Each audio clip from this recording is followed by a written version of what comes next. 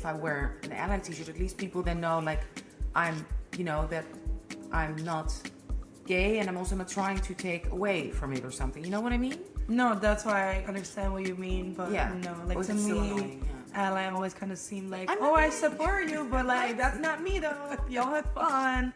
Like, yeah, I don't know. I've never been a fan of the whole ally merge. I think it's like either you support it, then you're part of us. Like, because that's the thing. The LGBTQIA plus community is an umbrella term, which in a way fits in all minorities.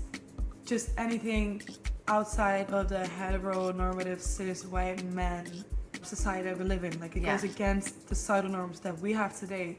And ideally we're getting rid of these norms, and ideally we would get rid of labels and all this, because it's the whole thing that things are gendered. It's stupid. Like, anyone can like sports, anyone can like cleaning, anyone can like shopping. There shouldn't be a gender to it. So that's all what we strive for. That's why anyone could be part of the community, really. Like, we're not the ones who have an issue accepting everyone.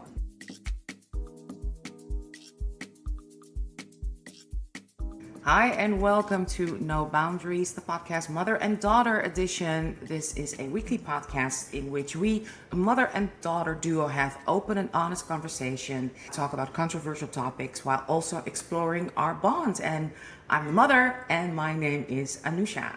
And I'm the daughter, and my name is Lulu. And you hear our cats in the background in our home studio. And today we are talking about Pride. Happy Pride, it's Pride Month. And we are going to talk about, the significance, why it's important, especially nowadays. And of course, we're going to listen to the perspective of somebody, who is part of the community. And what can we do to be better allies?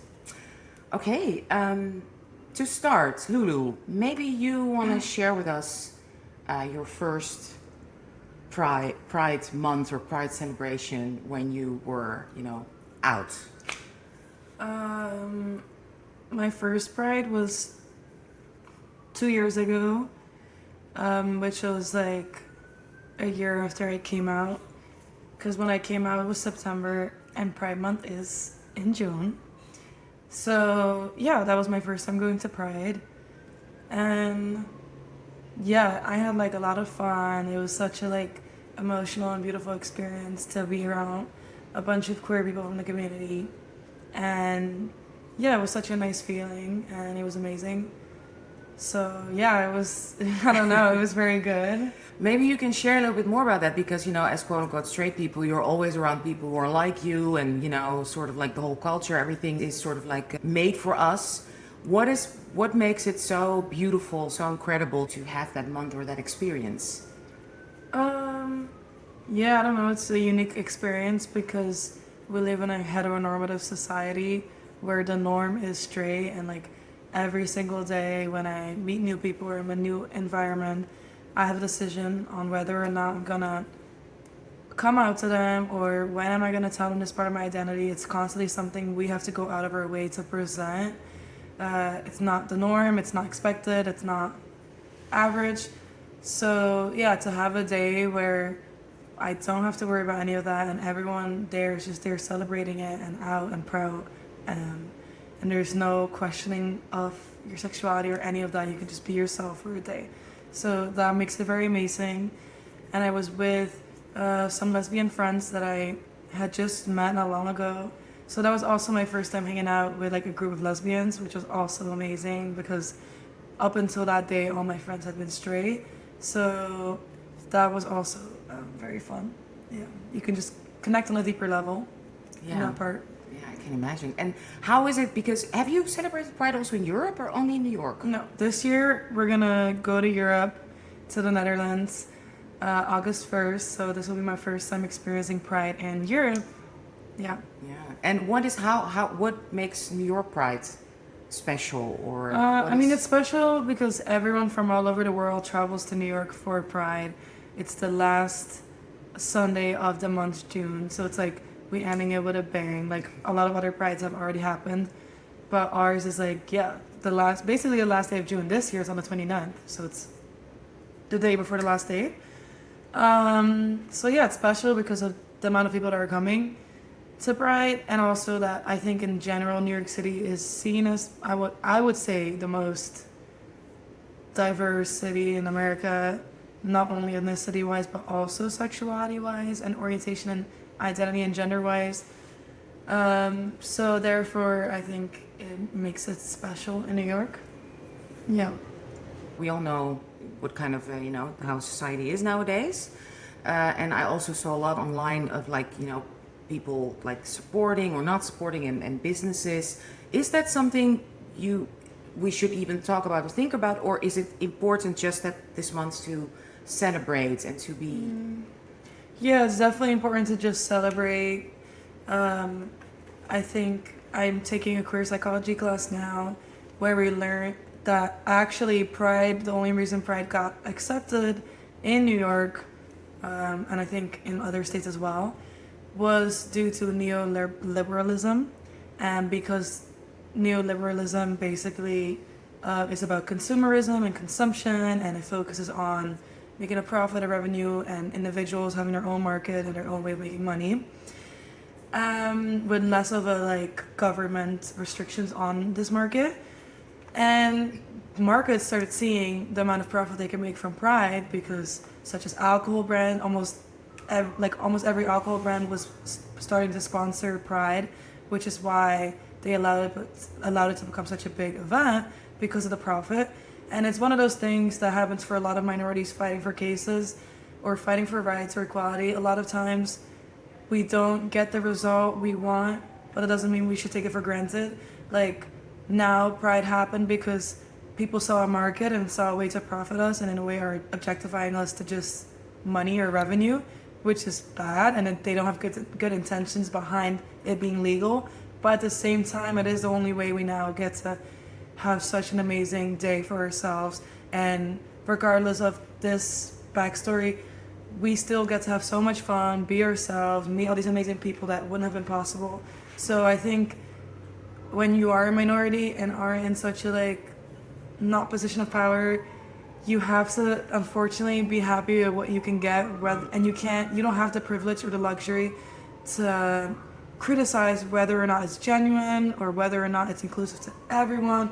We have to just kind of grasp every bit we can get, as it is a way to slowly but surely build up. So that's how I feel. Yeah, I understand. And it's a big issue now because there's a lot of queer theorists that are against gay people fighting for same gender marriage, because they feel like it makes this new homonormativity where getting married is like something in the straight community, and now gay people have to do the same, and we're only normal or accepted if we're like straight people and we're fitting into their hierarchy. And marriage shouldn't be like such an important factor on it. And what about people that are polyamorous, which I understand, but again, we don't have the privilege right now to criticize. The most important is unity, and if we have these people criticizing it and these people fighting for it, it's just going to create smaller minority groups, and we're not going to get anywhere. The most important is that we stick together, because first we need to even be heard or seen, and unfortunately the majority of straight people do find marriage important, so we do need that to be legal for us in order for them to even feel the need to listen to us. So baby steps. Yeah, I understand. And also, I think marriage also gives rights, right? So it's not only sort of like, I understand, you fit into like a straight narrative maybe, and I can totally imagine that you don't want to fit into, that box per se, but marriage comes with a lot of like implicit rights already without having to go to a lawyer and write everything out and whatever. Yeah. So in that sense, it's also like a privilege. Yeah, 100%. Like it gives a lot of rights, which is important. And you don't have to agree with that marriage gives you these rights. I don't agree that you need to be married in order to get these rights, but that is just the law, the standards we live in. So at least we want equality. But I think there's also a lot of people that are arguing that there's so much focus on same gender marriage. What about all the people that get killed for being gay? That's like a big one that happens. So, and can you speak on that? I think it's one of those things where it's difficult, because of course that's way more harmful that these people are getting killed rather than we want to be able to get married. But it's not a war, it's not a competition. Like one injustice doesn't take away from the other injustice. They're both still injustices. They're both unfair to individuals. And I think, especially in America, unfortunately, we do not have as much control about other countries that are experiencing criminalizations for being gay. So at the same time, we also have to focus on what's here, what's with us. Because we can get stuck losing sense of reality because we can be so focused on things outside while nothing's happening when we could be making progress inside. It sounds really selfish and it sucks, but it's hard. It's definitely hard to find that balance. Yeah. Well, and speaking on that, balance, because Pride originally, came out of a protest. I think '69.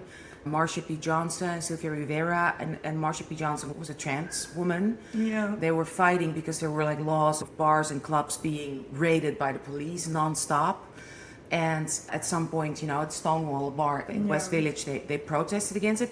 Is that still now with your generation, with the younger generation, is that still an issue? Are there like this whole month, right? Are there also like, especially now, this political climate, protests or actions, or does that still happen? Not really. Like, I learned about the Stonewall riots through school. Like, I got lucky in my history class in high school. We had a whole section about the LGBTQIA plus community history. And now I am taking a queer psychology class. I've also taken a lot of gender studies. So yeah, I've learned about this through school. But other than that, in my direct gay community, I don't really hear people talk about Stonewall riots ever. No. I'm pretty sure that a lot of my gay friends probably don't even know what it is.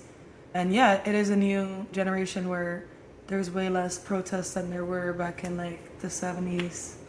Yeah, well, this week, it's actually changing. So maybe that will kind of maybe we'll start. Like Aline, my grandma always tells me about how it's like a cycle that repeats itself throughout history. After a certain amount of decades, it goes back, and like when it gets very extreme right winged and it gets very like corrupt, that's when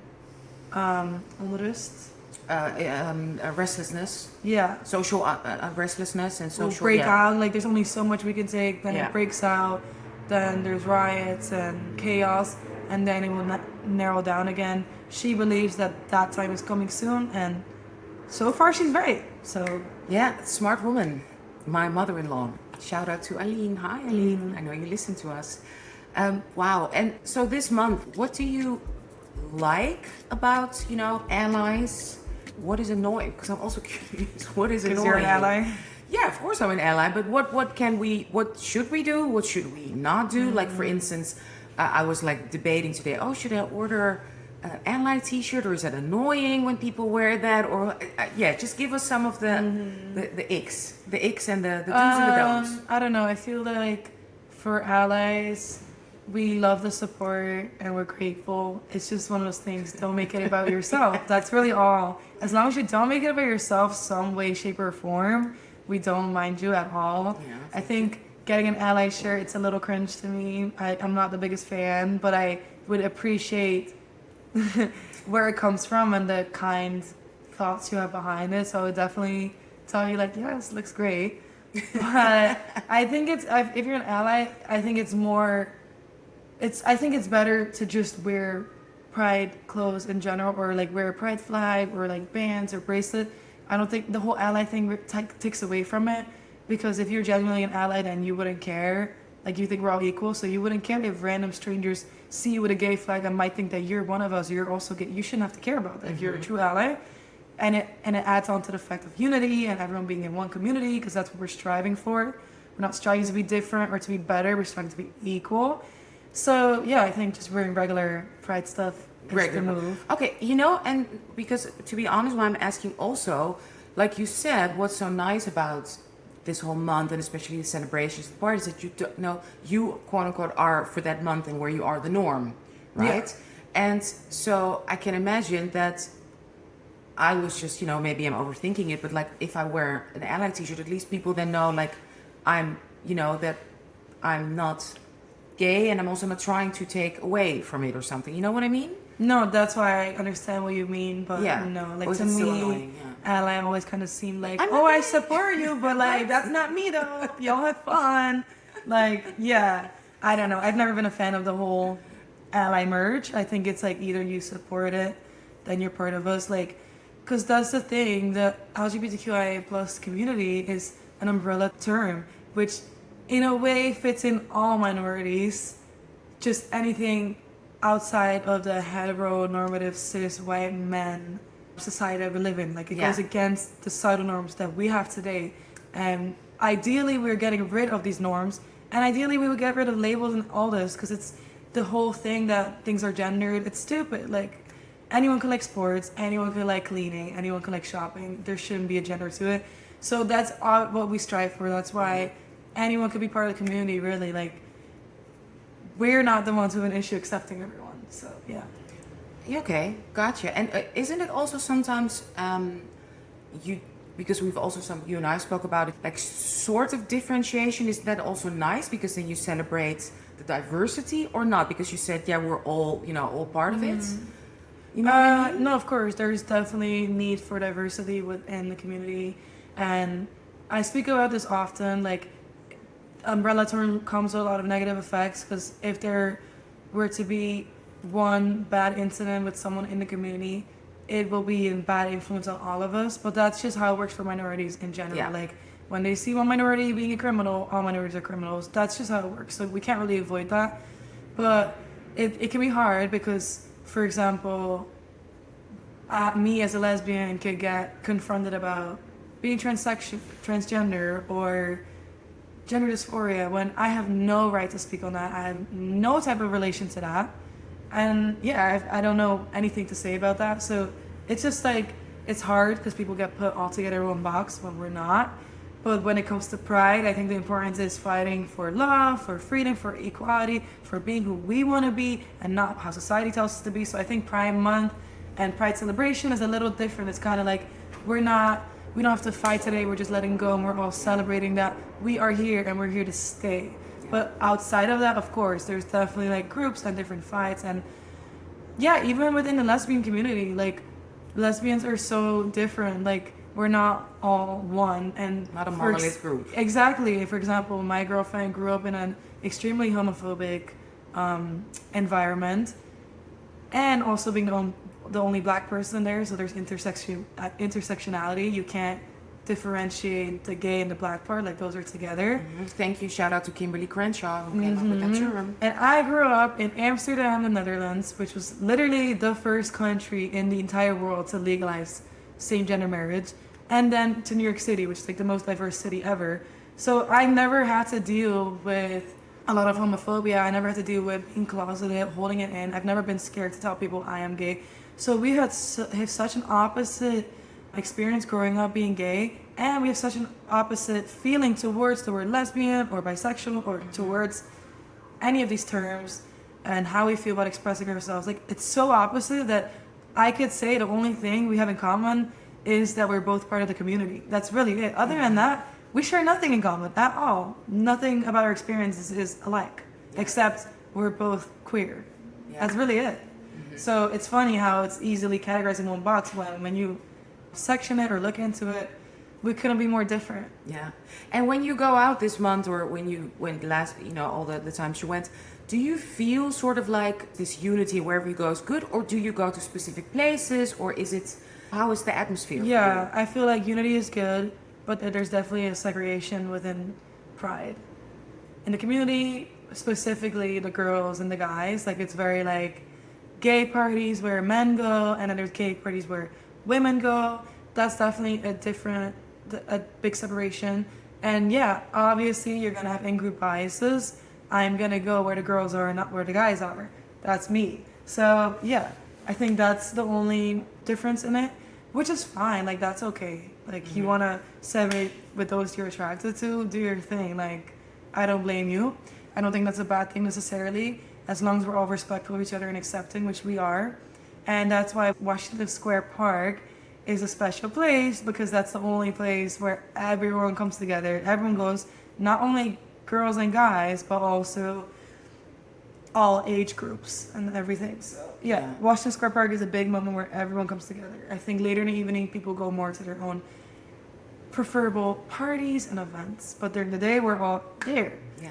And is it also, for instance, for people, because we spoke about it before, who live in a different community where there's not so much openness, or live in a small town or whatever, are there also things happening also more online that people can see and watch or kind of be part of that you know of? Or maybe we can put something in the show notes? I'm not sure, but I know everything's on social media. Like, my girlfriend didn't go to Pride last year, and she saw all these videos about the crazy stuff that was happening at the park. Because it gets a little wild in there. So yeah, there's still ways to like see it or be aware of it, and like definitely to fantasize about going there if you haven't been able to go there, or if you live too far. Like, it's definitely a way to be like, wow, to at least know like, wow, this is a possibility, this is out there in the world, I'm not alone. So it's still comforting to see it. Yeah. Even though it's also sad, but it's also comforting to know like this is an option somewhere. Yeah, yeah. And speaking of that, and of the party vibe, is it? Do you like it? Is it nice? Is it good if, like you said, we all celebrate, and also the straights join along, or is it also really like, know your place? Don't go to It's definitely a know your place situation, but I don't mind. Like, my straight friends go to Pride, and I know a lot of straight friends that go with their gay friends to Pride, because a lot of gay people maybe they don't have gay friends, so they're gonna want to go with their straight friends because they don't want to go alone. It's just one of those things, as long as we don't have to notice that you're straight and it's not a topic or it's not present in any type of way, then it's fine. And like, if a girl hits on you, or a guy hits on you, or anyone hits on you that's not in your sexuality or preferred type, not make it a thing where you're like, ew, I'm straight, get away. Like, just be cool, be chill. Yeah. I think just make out. Just making out. You can right. Just go against what you believe in. No, of course not. There's a respectable way. You can just be like, hey, like, no, I'm not interested, or I'm here to be myself, or oh, I'm in a relationship. There's other ways to go about it. Yeah. But my thing is, as long as we don't have to notice, oh, there's straight people here, then I don't think it matters, because that's the whole point. There's not one way to look gay or to look queer. Like, it could be anyone. So yeah, the reason why I'm asking it is because, for instance, we spoke also a little bit about it in other episodes about gentrification. Yeah. And like, sometimes you go, I've also been to places where it's really like people of color or black people, like that type of music. And I find, we're being honest here sometimes. Controversial take incoming. Close your ears if you can't handle it. Yes, Karen, maybe, listen to another podcast. No, sometimes I can find it really irritating if there's a whole group of white people. Sorry, I love you, but sometimes it's annoying when they kind of like take over, or like a block party or Afrobeats party. Yeah. So that's why I'm asking, like, okay, what's the do's and don'ts for the 100%, and that's valid, and that's where the difference comes when it comes to race and identity, because race is something you can never hide. Identity, I can hide. I can choose to hide my identity. I can't choose to not be who I am. Like, I'm always going to be gay, but I have the option to hide it. When you're black, you do not have the option to hide it. So there is differences when it's like evident in their phenotype. So that's why, again, with straight people, if they're there and I don't notice they're straight and we're all having fun and celebrating, I don't mind it. I don't care. Like, there's not any relevant negative threats for that. The only negative threats would be a hate crime, really. And when it's a black community in a black space, it's very different, because you can evidently see a white skin, which you can evidently connect to oppressors, and the reason you even need to have these exclusive events in the first place. So I think that's definitely a different point. 100%. And especially like when, like, for example, especially when white people try to take over a black event and they try to make themselves center of attention, and everyone's like, oh my god, look at this white girl go. Like, and similar for Pride. Like, if you're straight, have fun, but obviously you shouldn't be the one to go on stage and have a speech, or you shouldn't be the one hosting a party, or you shouldn't be the one making things about you. It's just like that. But yeah, obviously when it comes to like, there's a lot of LGBTQ events that really revolve around having conversations or group therapy or speed dating or more personal events. Yeah, those you maybe shouldn't attend when you're straight. Yeah. And that's fine. And I've hosted, sort of like evenings, even in the Netherlands, where we said like, this is, a black-centered event, and you're welcome. We're not gonna not kick you out, but sort of know your place. And exactly. Don't be the first person to ask questions. Yeah. Which usually is a white man who will ask the first question. Sit on the back, because I think we don't want to exclude because that's exactly the reason why we're a minority and that's exactly why we're the bottom, and we don't want to go and do the same thing because then we're not really any better. But at the same time, know your place. Yeah. I mean, I don't agree with you that you know, then you're not any better. You are, but you know, Of course you later, are, but but you don't want to do the same things. It's never the same. That's what my point is. It's never the definitely same, not. No, it's right? definitely not. If you look at power imbalance, No, it's definitely not. No, That's why, yeah. And so, what about age? And because you know, it's a celebration, and of course, there's alcohol and fun, and there's also, of course, you know, which comes with fun, grown-up fun. What about, because it's also important, I think, especially, you know, in this day and age, with banning even of books in schools, not teaching certain things. How can we support our youth? I mean, there's definitely a lot of events for younger people as well. Like when you look things up, like even like libraries are hosting events where they do like book readings and where they do Q&A with like a queer author. So there's definitely still a bunch of events going on for the youth. And I think, just being there for them and maybe giving them a little gift that they're going to cringe at and be like, ew, mom. But trust me, they're still going to like it on the inside and be happy that you're still appreciating them. I love that advice. Yeah. And what would be, maybe you can, what could be a nice... I don't know, like I've seen a lot of like TikToks from people posting videos of their mom getting too excited for Pride and getting like a really cringy cake or a t-shirt or like stickers. And yeah, of course, your initial thought was like, ew, like cringe, whatever. But on the long run, they might not tell you, but they are grateful. And even in the comments, everyone's like, wow, like that's so cute, especially knowing that this is something people get kicked out over. So people lose their house over this, lose their family. So yeah, a little cringy gift, although we're going to be like, ew, we'll love it. Like, trust me, because at the end of the day, it gives the message that we see you, we accept you, we love you, no matter what. Yeah. So it's always nice. And just like, being nice to them, and you know, maybe send them a little extra $20. That won't hurt. That's always Take out a good. dinner, anything, you know. Yeah. But yeah, And I want to give a shout out, you know, to kids, young people, anyone who doesn't have that initial support of those close to them, or maybe their families, or maybe people who are listening to this now who live in another country where that support is, you know, not, as we say in Dutch, vanzelfsprekend, not obvious. Can you speak a little bit on choosing your own family, choosing your community, the strength of that, the power of that, and you know, as we always say, we love you, and finding that love. Yeah, no, I think the whole family thing, I think it's just, we grew up in a society where we're so stuck to the blood bonds, biological family is family, nothing else. Similarly, we're so stuck with straight is good because reproduction, and if you're assigned sex at birth is like male or female, then you have to be a girl, you have to be a boy. And I think we're so stuck to these biological aspects that we forget the social and cultural context of these biological aspects. Like, yes, family is related by blood, which is friends or others aren't, but the whole idea of family should be this, family should be that, that's all made up socially. When you go to the other side of the world, they're gonna have a whole different idea of what it looks like to be a mom, to be a dad, to be a family.